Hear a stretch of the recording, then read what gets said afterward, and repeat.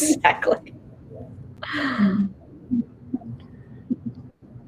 Good morning, everybody. Good afternoon, good evening, subject to where you are in the world. Thank you so much for joining us for the launch of the Africa EdTech 50, HolonIQ's annual list of the most promising EdTech startups across Africa, Sub-Saharan Africa specifically. My name's Patrick Brothers. I'm the co-CEO of HolonIQ. Today I'm joined by Maria Spies, co-CEO of HolonIQ. Hi, everyone.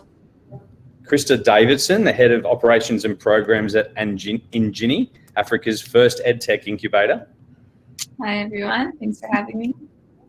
And Michelle Kanjire. Michelle is in charge of all of the data and insights at INJINI as well. Thank you. Hi, everyone. Good to be here. We teamed up with INJINI to focus on Sub-Saharan Africa. Again, thank you for joining us. Throughout the course of the next 45 minutes, we'll also be joined by 5 of the founders and leaders of the teams that represent hundreds of EdTech startups, not just the 50, across Africa as well. So it's a really exciting time. It's going to be fast-paced. Let me share our presentation and make a start. Okay, look, first I'm going to hand over to Krista and Michelle to share a little bit more about INJINI and about the Sub-Saharan Africa ecosystem. We'll announce the Africa EdTech 50. Maria's going to share a little bit about what we learned in that process and some of the comparisons to other regions around the world. As I said, we'll meet 5 fabulous leaders and founders representing the hundreds of teams across the region, and then we'll share some reflections. After this, you'll get a copy of this recording immediately as well. So without further ado, I am going to hand over to Krista and to Michelle. Okay.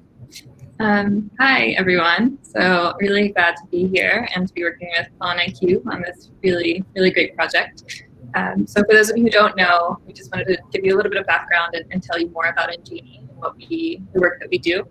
So INJINI, as Patrick mentioned, was Africa's first EdTech incubator. It's still really, to our knowledge, one of the only specialized EdTech incubators on the continent. So INJINI is around for the sole purpose of improving educational outcomes on the continent. So to do this, we work with EdTech entrepreneurs who are addressing critical problems in African education via contextualized and evidence-based innovations. So we offer these ventures incubation or acceleration support, along with access to grant funding and investment to maximize their impact. So we believe that by supporting EdTech innovations with high impact potential, we'll ultimately be able to move the needle on quality, access, and relevance of education in Africa. So if you can just go on to the next slide, Patrick. Sorry, before I hand it over, I just want to give a little bit more background on the programs at INJINI. So we have worked with a lot of really impressive startups since we've been around. The last 4 years, we've run 4 incubation programs that are each about 6 months in length. Michelle will tell you a little bit more about their impact just now with this slide, but I just wanted to give you a bit more context as to what we actually do with these startups in a practical sense. Go ahead, Michelle. Thanks. Thanks, Krista. As you can see on this slide, we've supported about 29 startups since 2017. And what's impressive is that 96% of them are still operational. And you can see on the map that they come from a large number of countries, 10 countries, and in 7 of these countries, we run ecosystem development programs, and these can be in the form of boot camps, where we run specialized programs with some of the earlier stage companies with location partners in those countries. And as the impact shows here, we've been able to impact up to over 1 million beneficiaries that are reached by INJINI startups. And these can be from middle to low income learners from rural and last mile communities, because our startups are usually focused on improving access and quality of education, as Krista has mentioned. Yes, you can go on to the next slide. So just a quick look at some of the startups, or all of the startups we've supported formally through our incubation programs. You'll see, as we mentioned, there's 29 startups listed here. That bottom row is the most recent program, so the cohort 4 startups. We'll be hearing from 2 of the founders from these cohort 4 startups today, along with 2 others from our alumni. So you'll hear from SmartX Education, from Wasabi, from SlateCube, and from Lightbulb Education of our portfolio. You'll also hear from Hitch, who we haven't supported formally, but is well known in the landscape. Yeah, so I mean, really all of our startups have focused very exclusively on the African continent. As Michelle mentioned, a range of different education stages and different target audiences, but all with the same goal to improve educational outcomes on the continent. And INJINI is really proud to be working with these guys to make a real impact in the space. So we can go on, Patrick. And none of this would be possible without our amazing funders. Firstly, we have SACE, the Southern African Innovation Support, and we're also working with UBS Optimus Foundation and Michael and Susan Delph Foundation. And going forward, we're looking to support many more companies like those you will hear from today. Thank you. So impressive. Thank you, Krista. Thank you, Michelle. You know, whenever we hear of people talking about, you know, the incredible work happening in Africa and leapfrogging, it's teams like yourselves and, you know, organizations like INJINI that are actually making that happen. So, you know, it's just so wonderful to partner with you on this and follow your work since day one. Excited to see what's ahead and the incredible impact you've had already. Okay, let's move into order of the day. So the methodology behind the Africa EdTech 50 and how we got to this 50, which was an incredibly challenging task, as it always is. We started with a universe of every EdTech startup that we could identify across Sub-Saharan Africa. So this specifically is focused on the geographic World Bank definition of Sub-Saharan Africa. Our Northern Africa countries are part of our Middle East and North Africa focus. But across those hundreds and hundreds of organizations, we looked at 5 key criteria. We looked at the market, not just the geographic market, but the segment itself, the special focus area that team was focused on. How big was it? What was the potential for impact? The complexity, was it an area of specific need or problem? We looked at the product or the services that team was offering, what kind of quality it was, how unique it was, what kind of impact it was creating or it was working to create. We looked at the team. We looked at the expertise of the team, very importantly, the diversity of the team, and that team's ability, demonstrated experience, expertise, diversity in delivering on that mission as well. We looked at capital, and that's really about resources. It's not just about raising money. That was about the team's ability to secure the resources, and financial resources are a focus because whether it's people or intellectual property or whatever, it all requires financial resources. So we looked at the team's ability to secure the resources that it needs to deliver on its mission. And then finally, momentum, looking for signals of positive changes in the size, the velocity, and the impact that the company or the team was having itself over time, and evidence that was on a very accelerating, improving path. So through that process, we narrowed down. It is so hard. I cannot tell you how difficult it is to get down to 50. It's, in many respects, it's just not fair because it doesn't represent those hundreds of teams who are doing incredible things and won't be represented on this map that you're about to see.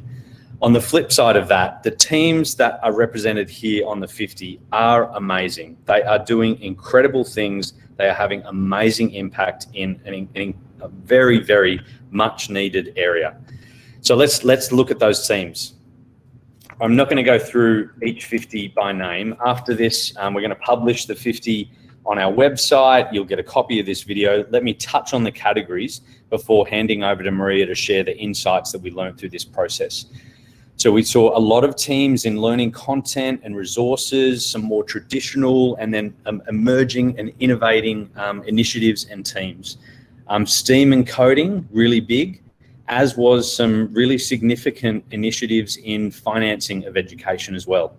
Tutoring and test prep, many initiatives there, and more than I saw in other regions, supporting teachers and supporting schools. Still a significant amount of language and literacy projects and companies, and a good sizable representation of jobs and upskilling. I'm going to pause here. I just want to give a massive congratulations to the teams that are represented here.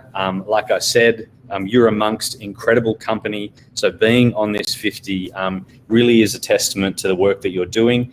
And to the teams who are not represented here, you are doing amazing things too. I wish 50 could be 500 and that we could share more, but we have to. And part of this is really focusing in on those criteria that we talked about. I'm going to stop talking and hand over to Maria to share a little bit about what we learned through this process. Thanks, Patrick. Hi, everyone. It's wonderful to be here, and thank you for joining us. As Patrick said, it was a it's a very tough thing to choose 50 out of 500, of course. One of the things we've been doing, identifying teams around the world in different geographies who are really identified, I guess, as the most promising or part of the most promising EdTech teams and models and innovations around the world. And so what we see here in Sub-Saharan Africa group is, compared with others, let's say, is firstly a very, very big focus on K-12. Now, this is probably not as surprising, but in other geographies, we see much more in workforce, for example. But with so much youth in Africa, of course, the focus, and as it should be perhaps, is, a huge focus on K-12. And higher education as well has got a pretty big chunk, as well as a sort of quite a growing workforce upskilling area, and I'll talk about that in a minute.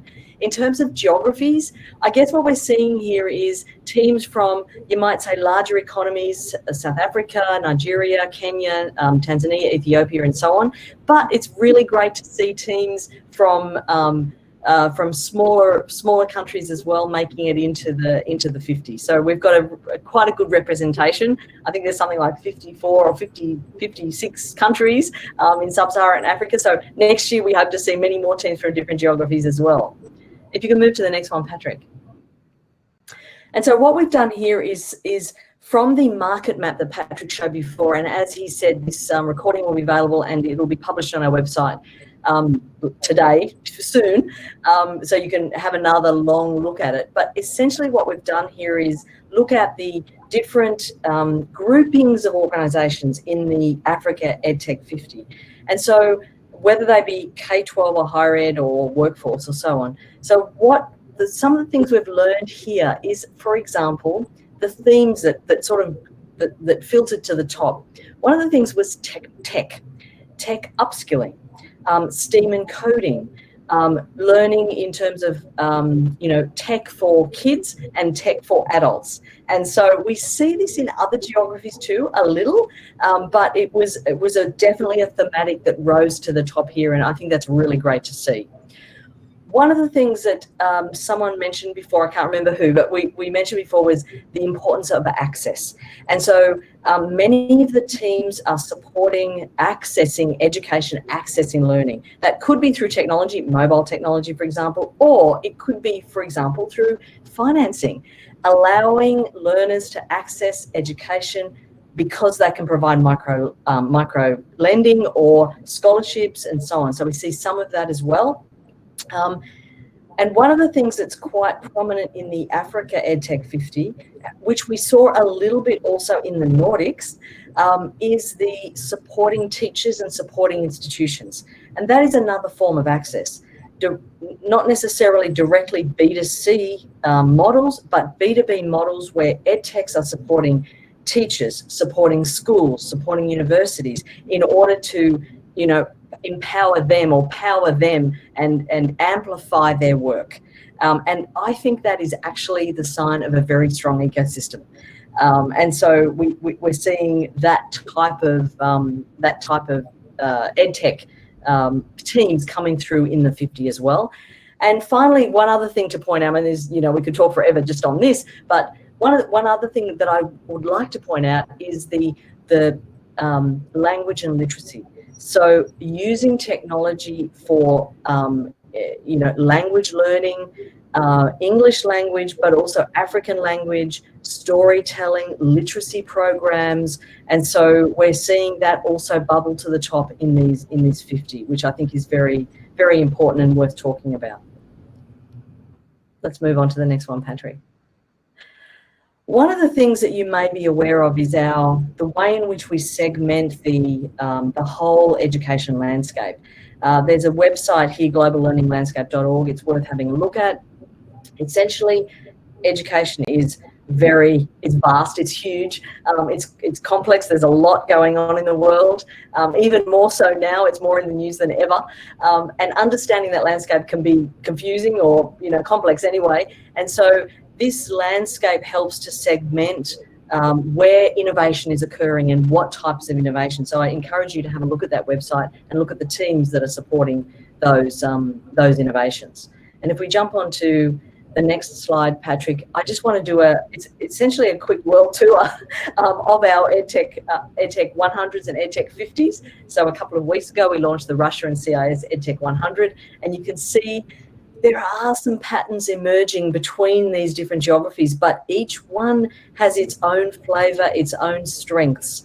And in, for example, the Russia and CIS EdTech 100, lots of workforce upskilling, lots of deep tech, cyber security, and so on like that. And if we jump onto the next one as well, Patrick, we can see the Nordic Baltic, very well known, of course, for education and education quality. And the bit that I see that's similar here is the support for teachers and the support for institutions. We see that a lot in the Nordics, and we see it also in the Africa EdTech 50. And if we jump onto the next one as well, Pat, the Southeast Asia. So Southeast Asia was super interesting as a developing set of nations, very, very heavily focused on jobs and skills. And again, we sort of see some of that coming through in the Africa EdTech 50, as well as the tech upskilling focus. And on to the next, and I think perhaps last one, Latin America.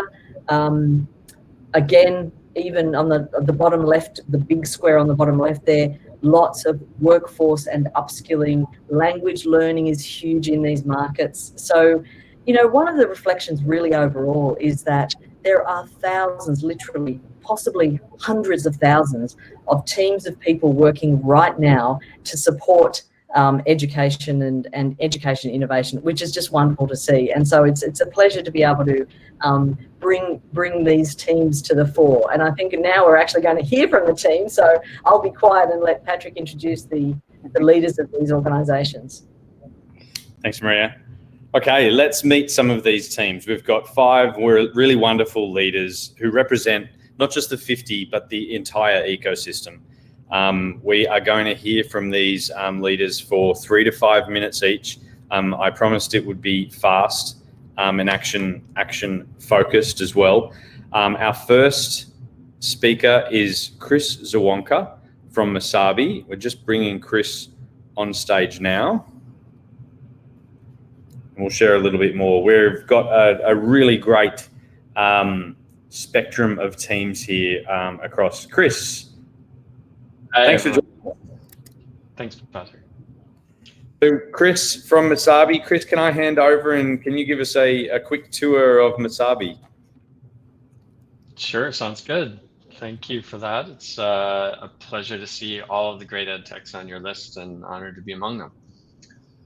So yeah, I'll spend a few minutes talking about Masabi and introducing ourselves to everyone. I'm Chris Zawonka, one of our founders, and we're a social enterprise startup that bridges the worlds of edtech and fintech with this mission that you see on the slide. We're a lifelong learning platform for business and life skills that links to financial resources. And we aim for better futures for grassroots entrepreneurs like the hard hustling workers across Africa's informal sector. Next slide. So the informal sector, what does that mean? Really, it's the working poor who don't have salary jobs or more formalized businesses, but are hustling to generate income and provide for their families. So a growing portion of them make money through gig services economy work, for instance. To a large extent, it's the youth of Africa who emerge from secondary education and are thrust into these realities. And across the continent, it's up to 95% of economic activity.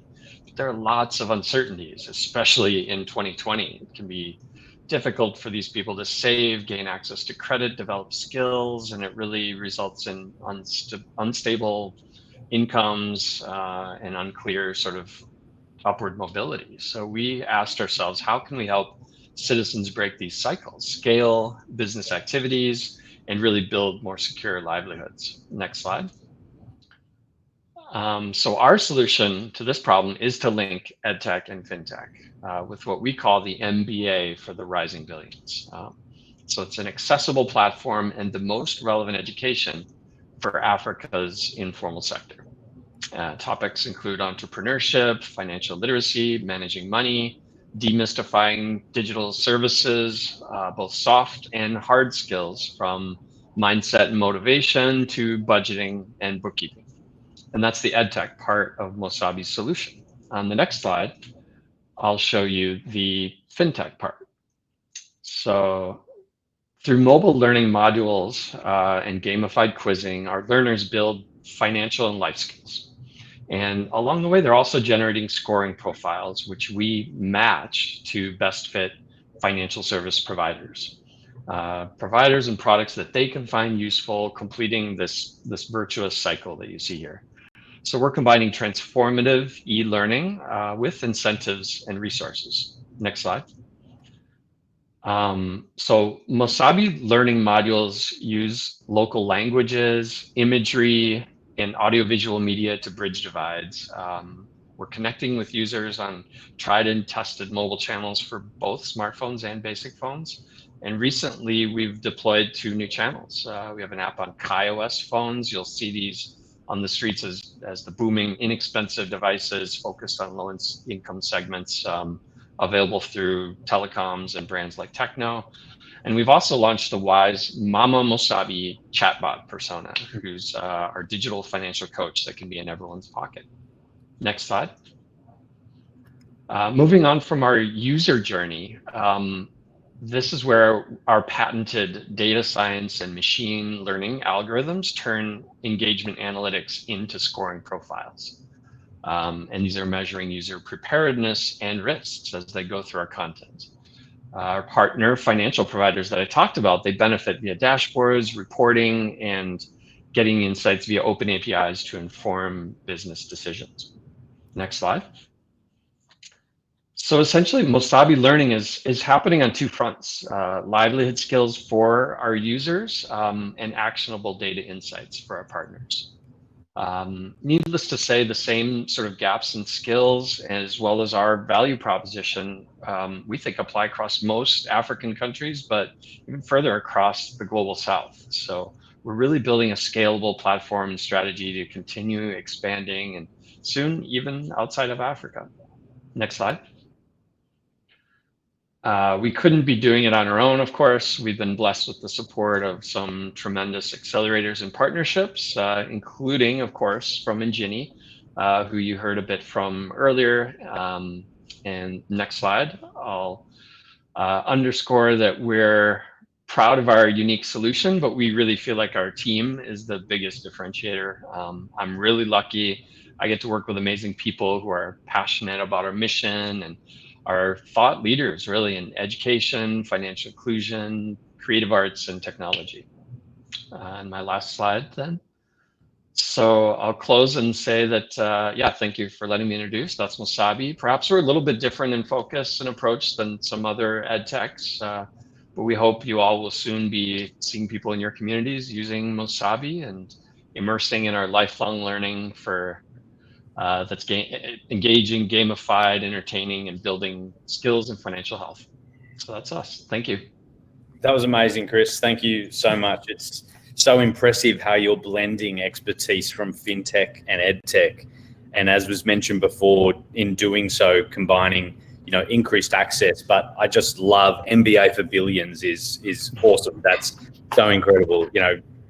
Congrats to you and your team, and thank you for sharing more about Masabi with us today. Thanks again. Thank you. Okay, look, it's a pleasure to introduce Uche. Uche from Hitch.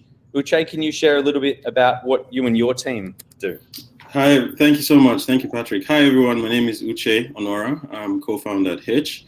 So 6 years ago, I moved my entire family from Nigeria to Canada so my young son, who has autism, could access better education. Due to ongoing cuts in provincial special education funding plus the COVID-19 disruptions, my son's therapist now uses video to help support him. I know firsthand the power of video in education. Next slide. So in Nigeria, even the prospering private schools have difficulties accessing basic educational resources.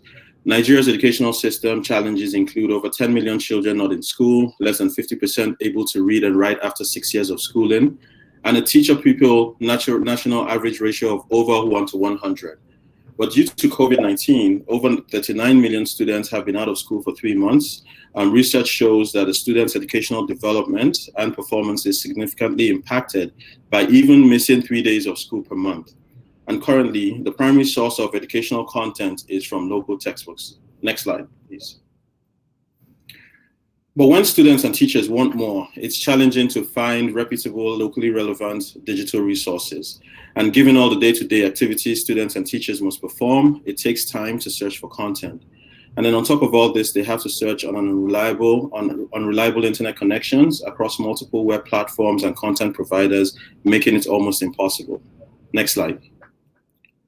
So Hitch solves this problem by providing students and teachers with an intelligently curated educational video platform. So we're building a massive educational video library. Our library is then fed into our system and matched against textbooks and curriculums. Next slide. So the result is world-class educational content organized to the local textbooks and curriculums. This is then presented on our web app, so it's easy for students and teachers to quickly find what they need.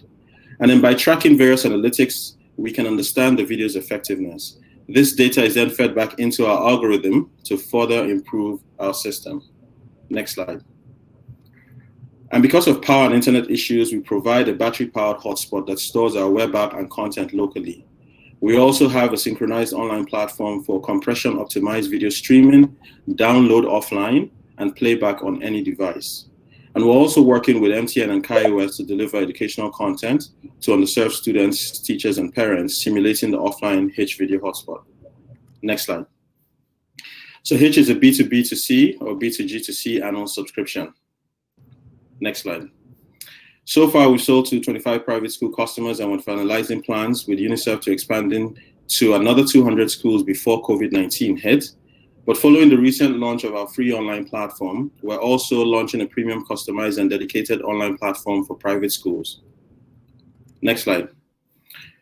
Additionally, to overcome the drastic COVID-19 driven disruptions for learning for millions of students and teachers, so Hitch is also working with Teach for Nigeria, which is part of the Teach for All network, in delivering a solution that's anchored on curriculum-aligned educational and vocational video resources. We're also collaborating with UNICEF to jointly deploy our online platform with the Ministry of Education for up to 100,000 underserved students and teachers. We're also one of 12 fellows in the MasterCard Foundation's inaugural cohort for Africa. Next slide. However, we want to push beyond just private schools to public schools, making the total market about 150,000 schools in Nigeria alone. Next slide. But this is just in Nigeria. The 4 other countries that use the same WAEC curriculum and take the same exams, something we have already curated for. Next slide. In 2 years, the private education in Africa industry will be about an $18 billion industry. Next slide. And since our platform can map to any textbook or curriculum, we have the ability to go beyond Nigeria and Africa. Our goal is to become the go-to educational platform for all underserved curriculums globally. Next slide. Hitch has a diverse international team with years of hardware, software, and business experience. Next slide. So just to summarize, working with UNICEF and others will positively impact up to 100,000 students and teachers in 6 months. Our channels and partnerships will help us scale to 3,000 schools in this $18 billion industry. We are Hitch and we catalyze potential. Thank you. Wow, so impressive, Uche. So impressive. I mean, just what kind of strikes me about Hitch is the combination of using really advanced technology and advanced techniques on your resources side and simplifying it for the African context as well. And you've kind of done both things at once. So it doesn't surprise me, although it does impress me how ambitious Hitch is about taking what you've done globally as well. Uche, thank you so much for joining us and sharing more about Hitch. It's wonderful. Thank you, Patrick. Thank you. All right, moving right along. I promised we would go fast. It's a pleasure to introduce Elizabeth Answer from Thematics. Elizabeth, you look very vibrant today. Thank you so much for joining us. Can you share a little bit about Thematics education with us? Sure. Hello, everyone. My name is Elizabeth, and I'm very honored to be here. So I'll just jump straight into the presentation. Can you please move on to the next slide?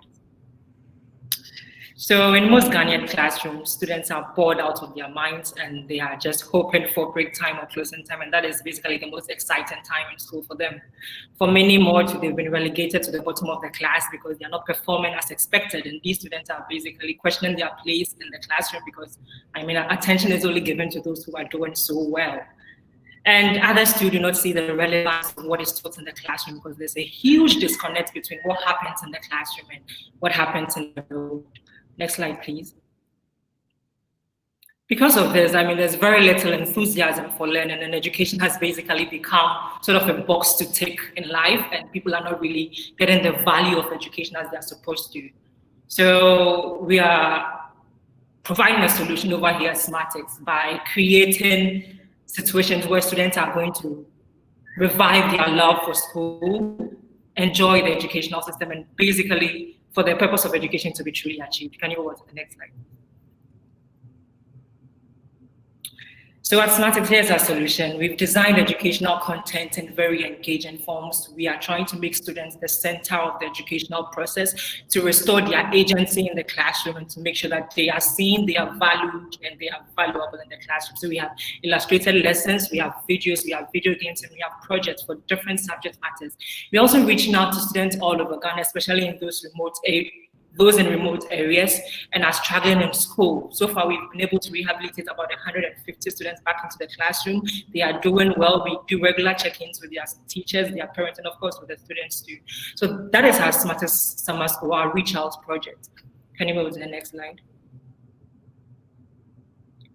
As you can see, we have our math session here. In our math curriculum, as I said, we try to encourage engagement, interaction as much as possible. So students are at the center of the process, and we realize that when students are in control of the lesson, they are more intrinsically motivated to learn. So here they are studying various math concepts with local games and local market sections.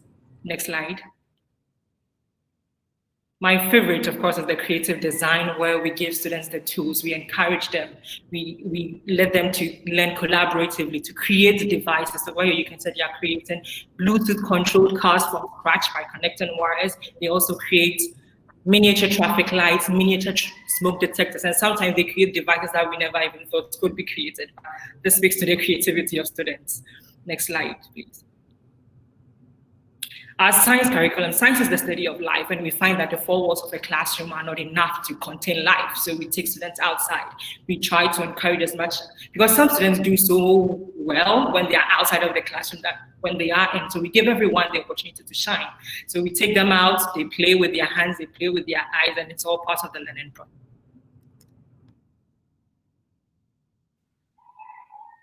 Creative art is, of course, very important to human brain development, and we try to make sure that students have a creative outlet so that they can create whatever it is they want. Some create beautiful things, some create stuff that we cannot even describe, but it's all part of the creative process, so that's also very important.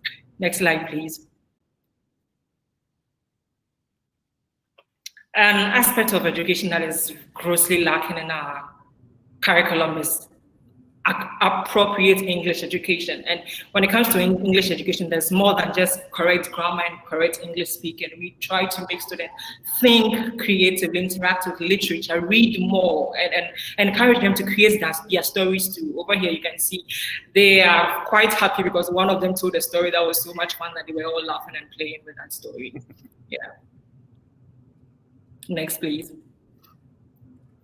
So we figured that we want everyone over every part of Ghana and hopefully over every part of Africa to have access to it. So we've transferred all of our material, our interactive curriculum, our teaching and learning aids onto an app that students can access at any time that they want to. And this is because we want to create intrinsic motivation for learning. So students can say, I want to study at this time and this is time I'm going to study. So yeah, that's our teleplay. And on this app, as you can see on the next slide, students can take lessons, take quizzes, change their grades, interact with teachers. Move on to the next slide, please. They can also interact with, next slide, please.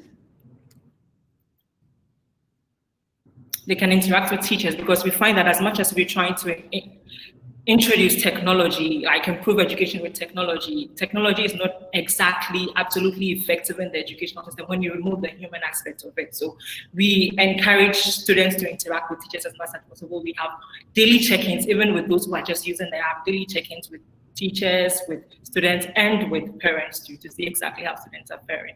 Next slide. So here is what we've done so far. We've designed a full curriculum for math, science, and creative design. We've done 3 in-person summer schools for 2 years. We've reached out to 500 students, and we are currently test running our app, and we are hoping to publicly unveil that in September. Next slide.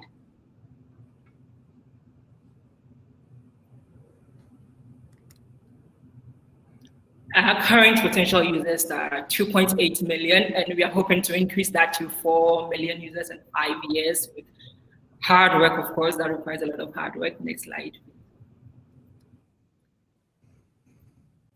And here's how we are making money. We are doing paid partnership with schools. We are currently in talks with 3 schools. We also have a direct subscription to our app where parents can sign their students on at a monthly fee. We're also working with corporate companies who want to sponsor students, especially those who cannot afford our app and our services, and they do that through our voucher programs. Next slide. At Thematics, we are a diverse team, and diversity in perspectives and experiences are all fun and games until it gets really heated in our discussion rooms. And so yeah, diversity is great at Thematics, and we benefit on both sides. Next slide, please. Amazing organizations doing great work in Ghana. And what we notice is that they are either strictly an online platform or human interaction platform. At Thematics, we're doing the two, and that we believe is our competitive advantage. Next slide.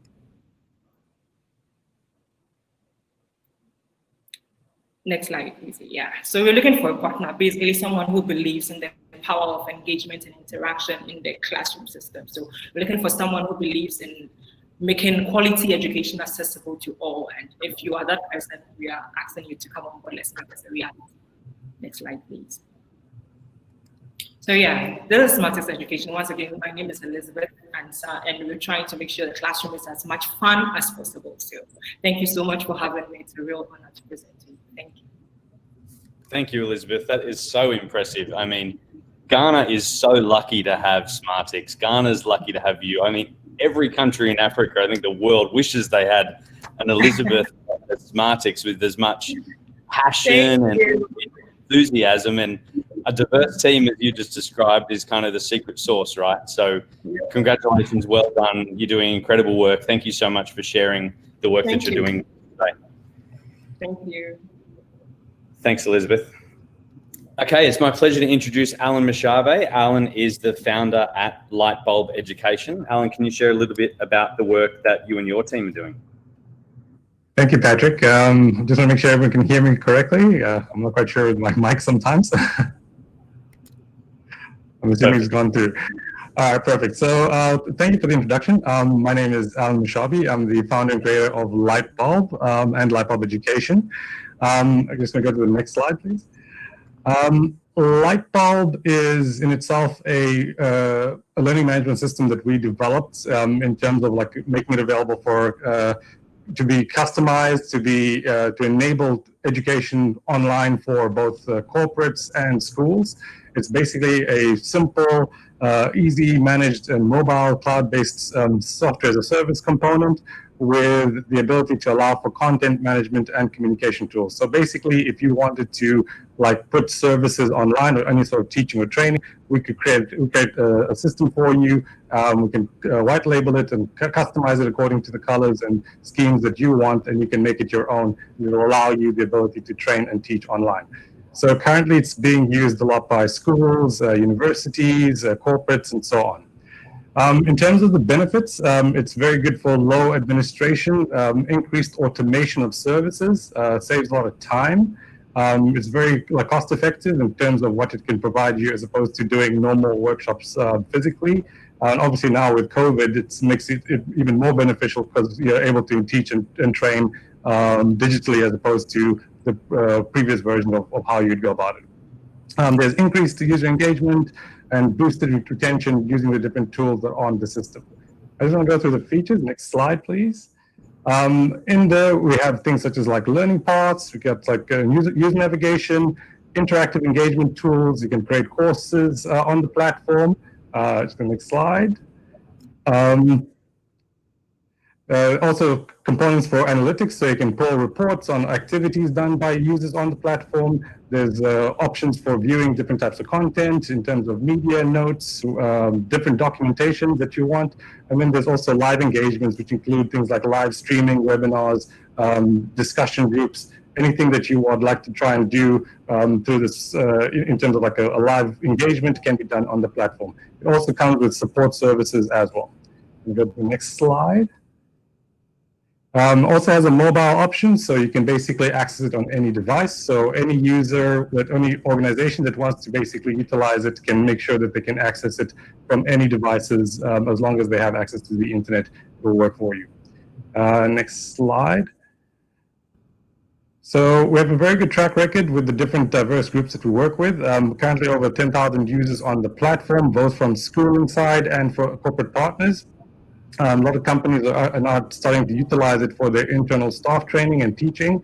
But in terms of some of the B2C approaches that we had, we've seen good improvements in learners' engagements and actual performance. So that's also been quite beneficial. I'll go to the next slide. So in terms of the market opportunities for a platform like this, there's over 12 million at the national level, internationally about 100 million. We think there's a lot of different enterprises that could utilize the platform. Those with access to the internet are also quite good to work with. Different markets from agriculture, finance, energy, industry, to name a few. I go to the next slide, please. So the value proposition, it's very simple to deploy, very simple operational model. We think the EdTech market is going to grow exponentially in the next couple of years. Within South Africa, we have a good partnership with some of the local telecommunications companies, so it allows for reduced data rates, so it makes it even more effective and simple to utilize and access for people within the South African context. And that's Lightbulb in a very short and simple engagement. And these are our partners, as you can see. That's wonderful, Alan. Hey, thank you so much. I mean, you make simple sound simple. It's not. And, that's what I kind of take away from Lightbulb is simple is not simple. And you wouldn't have attracted the partners and the customers or the attention that you and the team have if you hadn't achieved that. So I wouldn't undersell simplicity. There's many of us who are still trying to get there. Thank you so much, Alan, for sharing Lightbulb with us today. Awesome. Thank you. Thank you for having me. Thanks, Alan. All right. Moving on to our last speaker. I'm going to introduce Chris Krakawe from SlateCube. Chris, can you share a little bit more about what you do? Absolutely. I guess I'll follow Alan's cue and just quickly do a mic test to see if you can hear me. Can you hear me? Perfect. Awesome. Cool. So it's a huge privilege to be here today, and I just want to thank you guys for the opportunity. As a bunch of the startups that have presented today, I'm also lucky to have participated in INJINI'S incubator program back in 2018. So Whoop whoop INJINI. Basically, what SlateCube does is we try to solve the youth unemployment problem across Sub-Saharan Africa. Africa churns out about 15 million graduates from its tertiary institutions every year.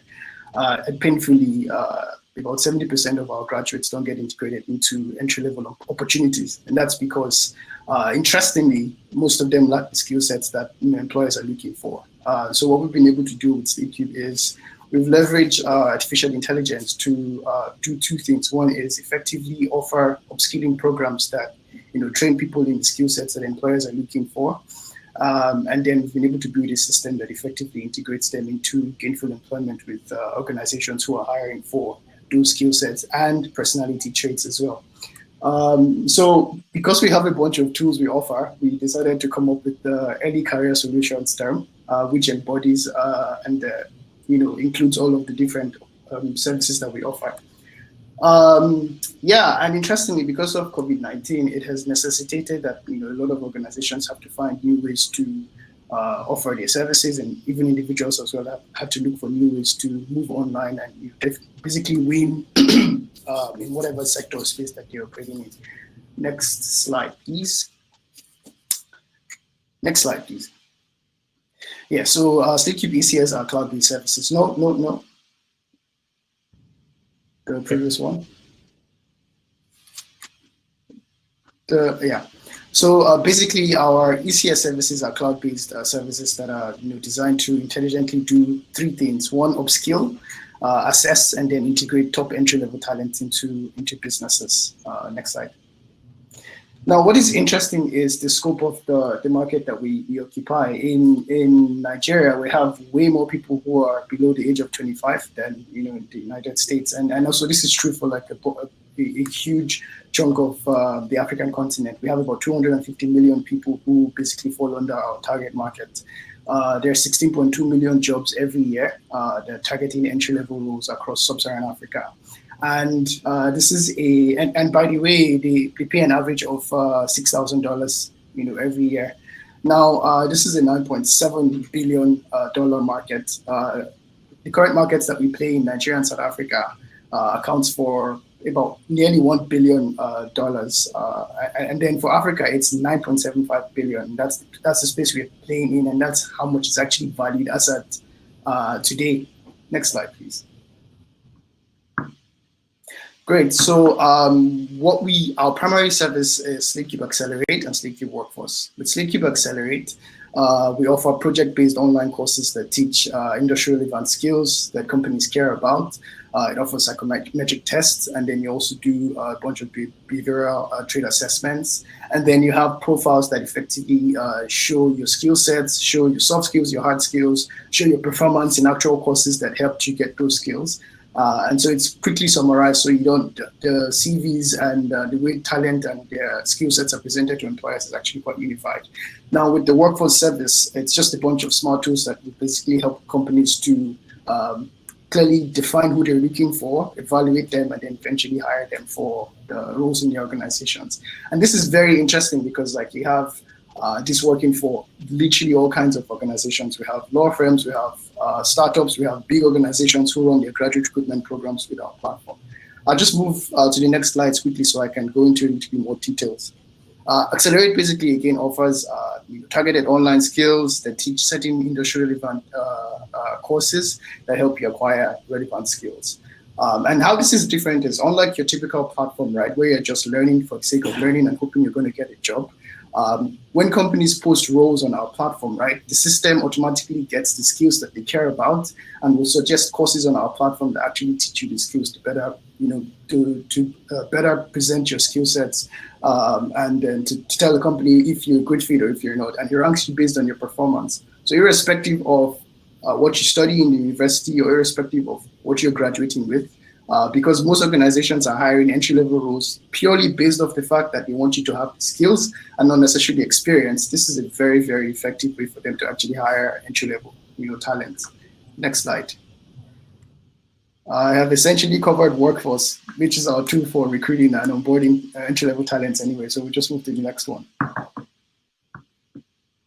Great. So currently we have mostly we have NPOs, we have MPOs who use our system to offer upskilling programs and try to integrate young people into jobs. We are operational in Nigeria and South Africa. We have we have governments as well. We work with governments to provide the same service at scale to a large number of young people who currently we're doing a project with Lagos State Employment Trust Fund through the Lagos Innovates program, where they upskill and integrate best performing candidates into gainful employment. And then they offer tax incentives to businesses to hire these people. And now it's a win-win because companies are getting the right kinds of people with the skill sets that they care about. Young people are getting the skills that companies actually care about. And we have an 80% job placement rate. 10% out of the remaining 20% are people who decide to use the skills to start their own businesses. Next slide, please.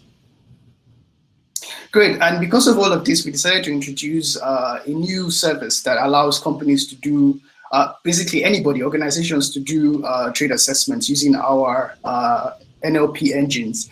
So NLP is basically natural language processing, and what this does is through the help of created courses created by industrial organizational psychologists, we've created a bunch of trade assessment tools that companies can use to offer and evaluate for setting skill sets, setting traits that they care about. Next slide. It looks like this. We're very big on user interface and user experience, so it's very easy and anybody can actually work with this. Next slide. So yeah, this is basically what we're offering. It's an intelligent trade assessment system where you design custom trade assessments. You can push this out to candidates. It's time framed or it's flexible and self-paced. And then what it does is at the end of the assessment, you can decide who you want to engage with, and it sorts them based on who meets your criteria and who doesn't. Next slide. Great. So in summary, basically what we do is we've designed a set of tools and services that, for our B2B clients, it's for organizations who are looking to create, trade-based talent pipelines to onboard the right kinds of people to their programs. So incubators use this for selection processes. Governments use this to determine who's a good fit for the programs. Because what we've realized is when you offer, training programs, many times people who you're targeting are not essentially the kinds of people who you want to go through that training program. So this assessment tool has been designed to help filter people who are going to be able to finish the training program and those who are going to, and then of course increase the effect of your training programs that you offer. Of course, it's for organizations who are looking to onboard top entry-level talent into their organization, and if you're of course looking to specifically offer your service to people who are going to get the most value out of it. Yeah, next slide, and I think that is that for me. Thank you very much. Awesome. Really impressive, Chris. Really sophisticated and focused on, as you mentioned at the start, like a massive problem/opportunity. And really, the partners and the customers on the corporate side that you are working with are, some of the world's largest organizations who see the opportunity in Africa as well. So thank you so much, Chris, for sharing your story a little bit about Slate Cube with us, and congratulations on being part of the EdTech 50 in Africa as well. Thank you very much. It's a huge privilege. Thanks, Chris. You're the superstar. See you later. Sure. Bye-bye. All right, we're winding up. We're just a little bit over time. I just want to ask Krista, Michelle, Maria, for any really quick reflections after kind of seeing the 50, but kind of hearing from 5 of the hundreds across the continent. What's in your mind after that? Yeah, I mean, from our side, it's just great to see so many INJINI alumni represented in the Africa 50, but also hearing from 4 of them today who represent such a wide range of solutions and focuses, but all still addressing very, very important problems. I also just want to give a shout out to Uche, who's up at about 5 a.m. for this webinar, where he is now in Canada. Right. Yeah. So really well done. You would never know that it was that early. Yeah, but I think I'm always impressed by the innovations that come out of this continent, and I don't think this is only the beginning for African innovators. It's only really up from here. So, yeah, thanks. That's for sure. Michelle? Yeah, it's a pleasure, and it's really exciting to see all these innovations that are coming out, as all of you have mentioned, and to just see the potential that will come out of this. And also just thinking about what happened with the pandemic, and so many light bulbs went on for a lot of innovators. So we're watching this space carefully to see what comes out in the next couple of months or years. So true. Maria? Just a very quick, it's just always delightful to hear founders talking about their own stories. And one of the things which just rolling on from what other people have said is in this area, context is king. It is the most important thing. And so what we see here is founders and teams working to solve problems, real problems, everyday problems. Inside the context is important, whether it be students just being totally bored at school, or employers saying, hey, you know what, those university graduates don't have the skills I'm looking for, or whatever it may be, or we need to have learning that can be accessed by phones like right now, and it has to be in a certain way because of the context. I love to see that because obviously Africa is a huge set of nations and has lots of opportunities. And what I see, though, is these types of innovations can absolutely be taken to the world. They're not necessarily just for Africa, but they can solve problems that the world has got, but they haven't figured out those problems yet. But, I love to see that sort of context solving, issues in terms of those teams solving those problems that are really, really important for the context that they're in right now. Yeah, I think super briefly, my takeaway, and I hope so many people who see this will take away is, INJINI and across the continent, these are world-class founders. They really are. And they're working in a more complex environment oftentimes with less infrastructure and less scaffolding and support. And so it's so impressive, and it's so exciting and moving to see these leaders. It's a real privilege to shine a light on the work that they're doing. Huge shout out, Krista, Michelle, and the rest of your team, INJINI, all the people who support you. We wouldn't have done this without you. We really enjoyed all of the work that we did together here, and thank you so much for the work that you do and for working with us on this too. So to wind up, massive congratulations to those who are represented here as part of HolonIQ's Africa EdTech 50. Awesome kudos to the hundreds more, some of whom you heard from today, who are transforming the way Africa learns, and as you heard, have ambitions to transform the way the world learns as well. As I mentioned at the start, this presentation will be available, and you'll get an email shortly after, so you can access this as well. We'll be sharing, if we haven't already in the next few minutes, the map on the HolonIQ website as well. Thank you so much for joining us. I know there are some people just like Uche who are up at ridiculous hours right now to get the word first. So thank you all so much. Please stay safe, take care. We'll see you all again soon. Thanks, everyone. Bye-bye. Bye, thanks so much. Wow, thank you. Ciao.